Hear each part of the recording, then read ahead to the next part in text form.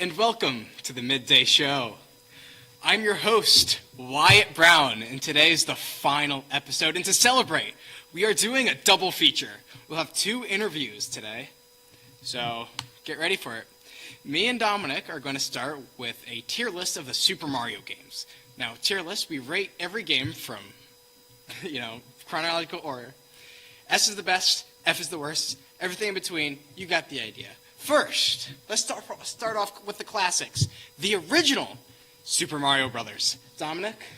I think, obviously, since it was the first one, it pioneered for a lot of genres. I think, gameplay-wise, it's pretty boring. It's all right. It was the first one, so it's not going to be the best, but I think it's very deserving of an S tier. I agree. I think S tier really solidifies Mario. Definitely. Most of the games will be falling in S tier.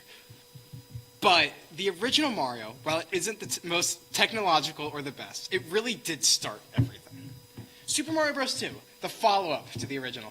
I feel like it probably improved on a lot of things, but I don't think it's anywhere near as notable as the first one I agree. was. Probably an A tier. A tier.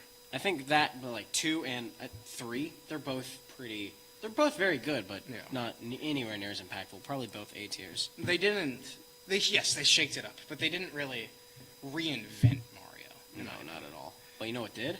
What Super did? Mario Bros. 64. Ooh, that's a tough one. I think Super Mario 64 lies cleanly in the S tier. Oh, for sure. It was one of the first 3D games of the genre. Pioneered all the 3D platformers. Yeah. Paved way for almost every Mario game we have 3D now. Mario in general. 3D Mario would be nothing without Super Mario 64. 3D games in general. That's real. Nintendo, anything. Crash Bandicoot, too. So many other games have just been inspired by what Mario 64 started. So, it deserves an S tier. Definitely. After that was Mario Sunshine. What do you say? I only played for a little while, but from what I played, it was pretty dang fun. Mm-hmm. I'd say probably an A tier. I'd say A tier, too. It's not as good as 64, or even later, Mario Odyssey. But I do think it was a very important game in the stepping stone of 3D Mario. Definitely. I think what it tried to bring to the table was pretty good with Flood, but I don't think they kind of delivered as well as they could. I agree. What's next? After that was Mario Galaxy. Mario Galaxy. This one's my favorite. Me too. I got it. Oh, for me, there's a contender later. But Mario Galaxy has to be an S tier. S tier. Easy. Easy S tier. I used to watch my mom play it when I was really little. Dude, I remember back in the day when I was a wee little lad, I'd boot up my Wii and just play Mario Galaxy. And I'd give my little sister the controller, completely unplugged, no batteries in it. And she would, watch me play. Good old memories, good old memories. Super Mario Bros. Wii, the next one. I never played it. I would probably say B tier, though. I don't like the whole 3D Mario games. I know somebody in the control room there, Gio, he doesn't agree with that. Test, Gio. Here's the thing. Super Mario Bros. Wii was alright. I would put it in A tier, because it was new Mario. Yeah. A is the new generation. But they made the game 4 times. You got Super Mario Bros. Wii, Super Mario Bros. Wii U, Super Mario's Wii U Deluxe, and then new Super Mario Bros. Wii U Deluxe? They That's milked too it. much. They definitely milked it. Come on, you overdid it. Next, Super Mario 3D Land. 3D Land? Probably my favorite. I might have to go back. Really? Definitely my favorite. I had it on the DS when I was a kid. I would play the heck out of it. I have all the star coins. I have 100% of it, everything. Yeah. My favorite. I can't disagree with that. I mean, I only played the next one, Super Mario World. I never played 3D Land. So I can't have a big strong stance on it. But 3D Worlds, from what I've played, elite game. Easy S tier, in my opinion. 3D World's awesome. I think what it brought was awesome. The whole cat power-ups, all the different, the cherries and whatnot. Now, Bowser's Fury after. Bowser's Fury, that didn't add too much. It was alright. Bowser's Fury, B, C tier. BC, but it doesn't bring the original game down. Both of them are S tiers. Both of them easy S tiers. And lastly, Super Mario Odyssey. Super Mario Odyssey, S tier. I used to speedrun it. Probably Best Mario game. Objectively, probably the best. Objectively best Mario game. I've played the most of it. It's so fun. just exploring, jumping around, throwing Cappy. I wasn't a big fan of the transformation stuff, but oh my god, do I love Odyssey. Dom, any thoughts? I really cannot disagree with that. Yeah. Well, that's all the Mario games we have on our list. Notice how they were all B tier above. Yeah. Kind of just speaks for the genre. Mario's absolutely elite. I completely agree. Now, I hear a little birdie calling me. I think. It's a pre-recorded segment? Play the pre-recorded segment.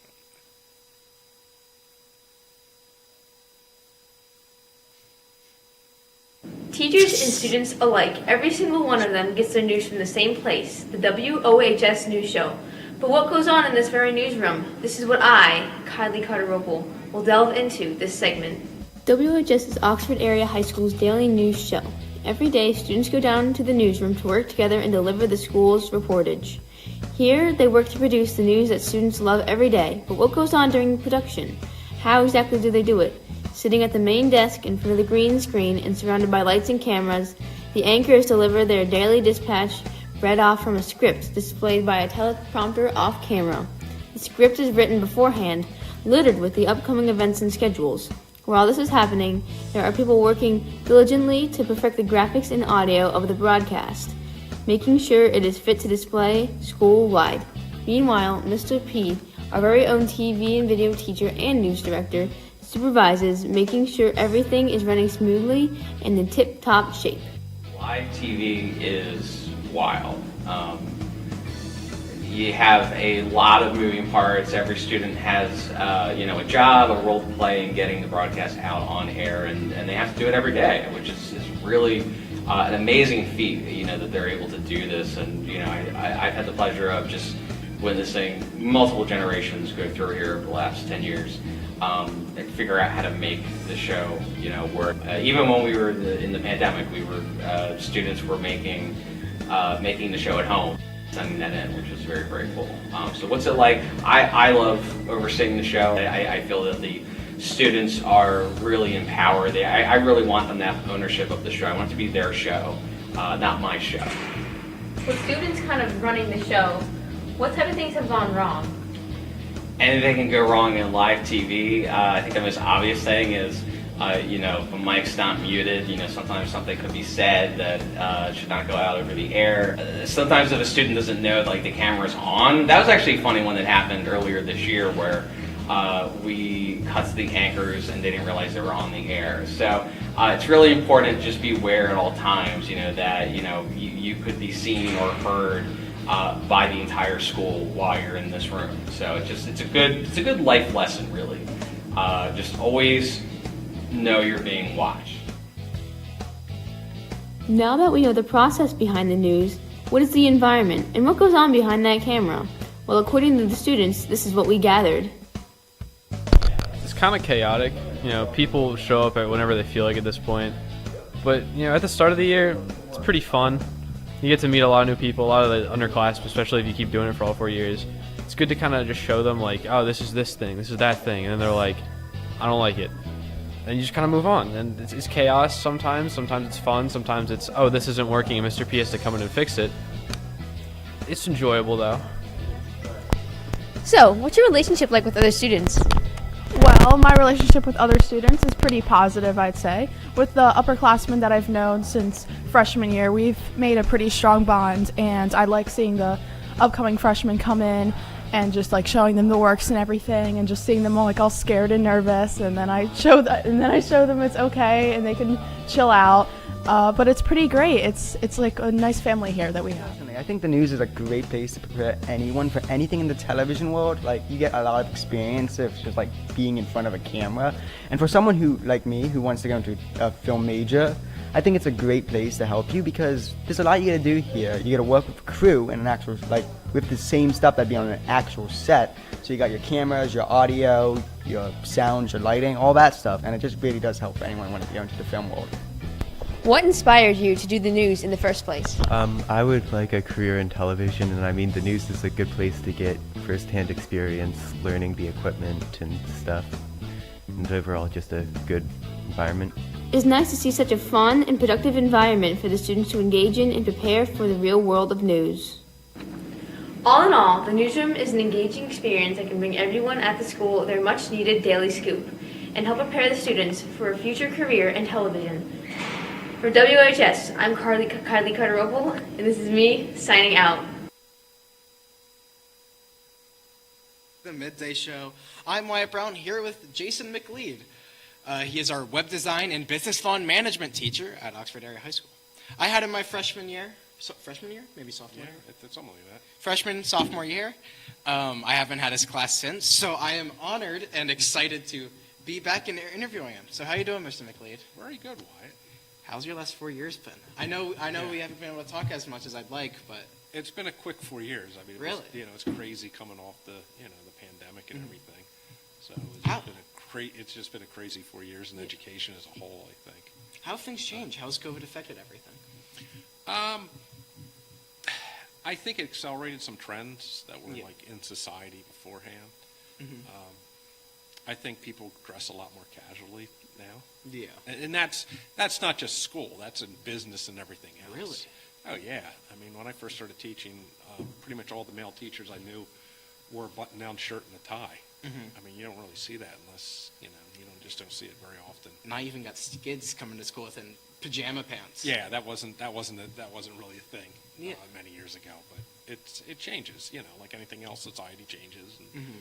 what we value changes and everything else. And I think it's not good or bad. It's Yeah. a change. So you stick with the dress pants though, dress shirt?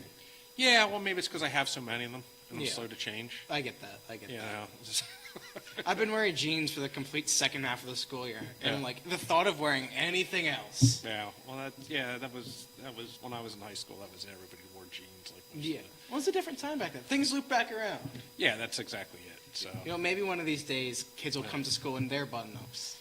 yeah, that would be the no. trend. I don't know. We were all t-shirts, pretty much, kind of, well, except for the hoodies and the pajamas, but kind of pretty similar to how students dress today. So how long have you been teaching, Mr. McLeod? This is I'm at the end of my 16th year teaching. 16 years. Yeah. That's nice. What got you into it? What was your spark? What was most appealing about teaching? What was most appealing? Well, I felt like I wanted to make a difference. I didn't have children yet.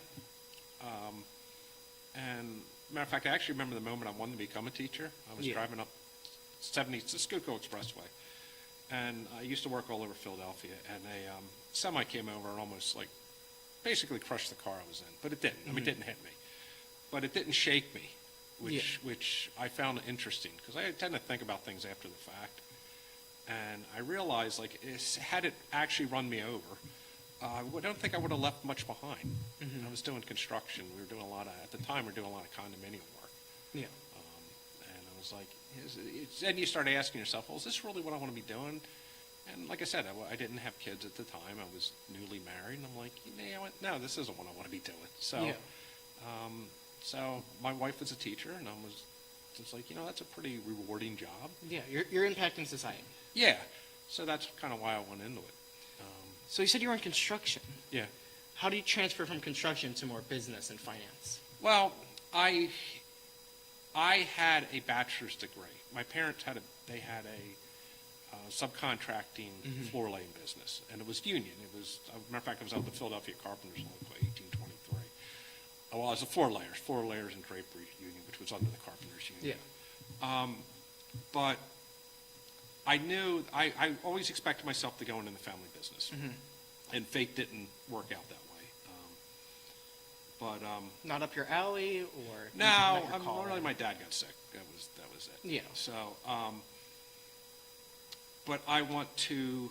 In high school, I had a job after school, and I worked for a insurance claims adjuster. Yeah. Typing stuff up because I learned to type in high school, and I learned to file stuff. And I would spend the summers working with my dad, putting in gymnasiums, 90-degree weather. Matter of fact, I was 16. I put the auxiliary gymnasium in Unionville High School. Really? Yeah. So I learned real quick, moving pieces of paper around is a lot less physically demanding than lifting bundles of maple or whatever. We did all sorts of stuff, everything from mahogany, everything else. So it was a lot less strenuous on the body. Yeah. Strenuous in the mind, though. At least I think so. Now you're solving problems, Yeah. but you're more physically tired than you are. I think there's different types of fatigue, and I think I get what you mean. that's a very physical. You're physically exhausted when you come home, but you could take a nap and then you go out and do something in the Yeah. evening. Plus, I was like in my 20s and like I left in my early 30s. When you're physically exhausted, you're just down for the whole day. Well, when you're mentally exhausted, yeah, you come home, you're mentally exhausted. Yeah. Like you're shot. Like a nap doesn't quite cut it. But I had gone to, at the time it was Beaver College Yeah. for business, but it was a high school job that really got me interested in business. Seeing how the claims adjusters worked and everything else. And when I was a kid, because my parents had a business, I remember, like I was in middle school, my mother was going over contracts with me. Like I teach Yeah. business law with contracts. Well, like my mother would go, come here, I want to show you something. She would go over Yeah. like what the contract was saying and everything, because it was the expectation again, I would go into family business and I would have to read contracts and understand contracts and everything else. So like a lot of that was, I grew up coloring on the back of blueprints and they were actually blue. Yeah. Which isn't good because there's formaldehyde and all that. Maybe it explains a little bit why I'm the way I am. But it's experiences. One thing I found it in life. One of those things. When you try out different things, one thing leads to another. Yeah. And then you kind of find your path. You're like, oh, I like doing that.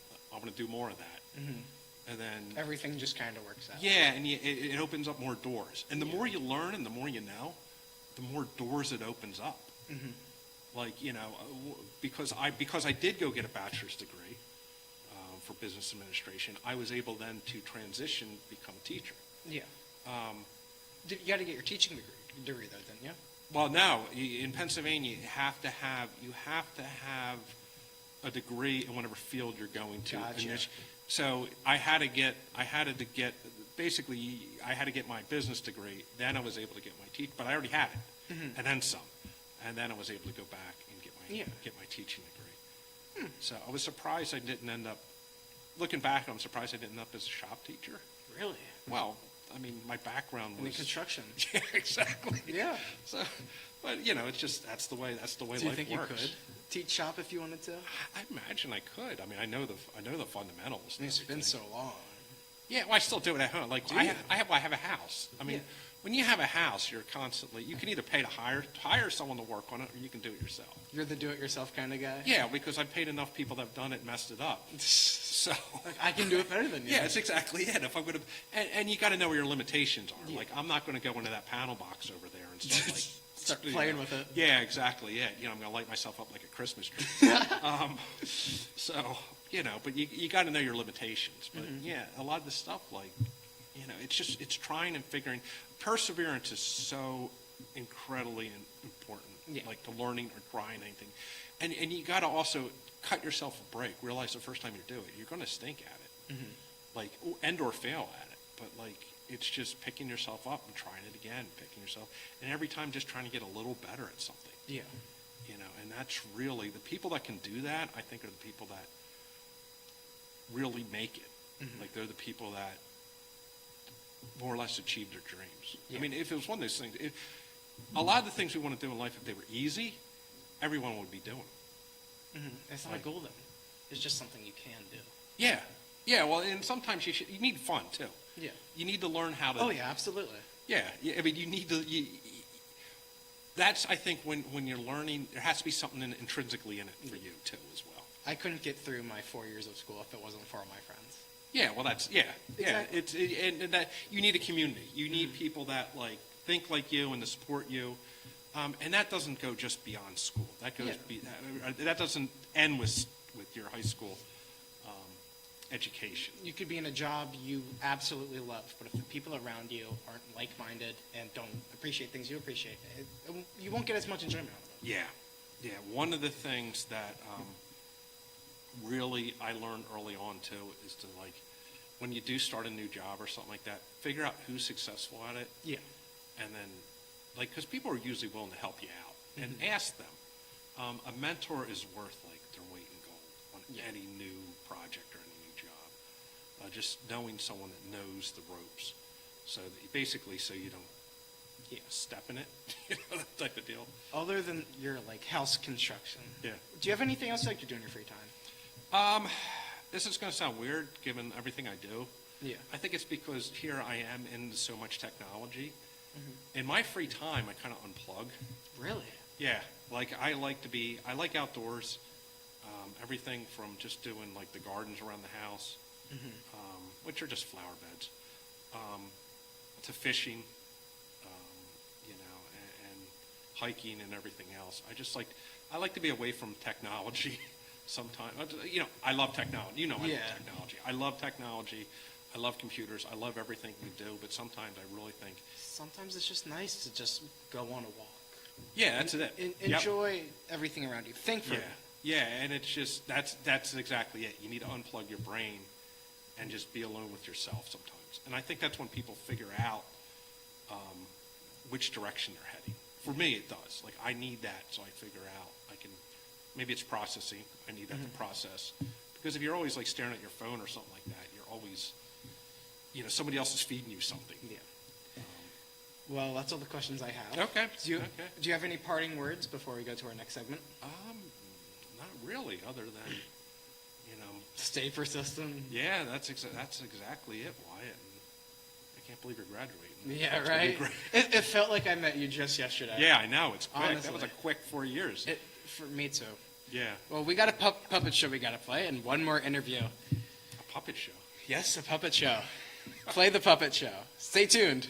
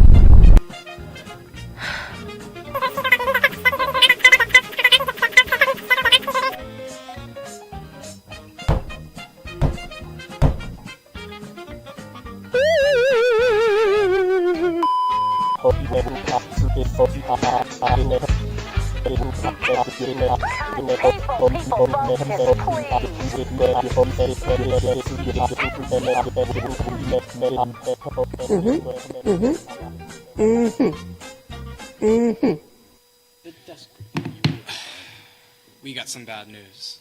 Unfortunately, our last guest canceled on us, or we don't have enough time. I'm not exactly sure, but one of the two has happened. Now, I do have one more special treat for you.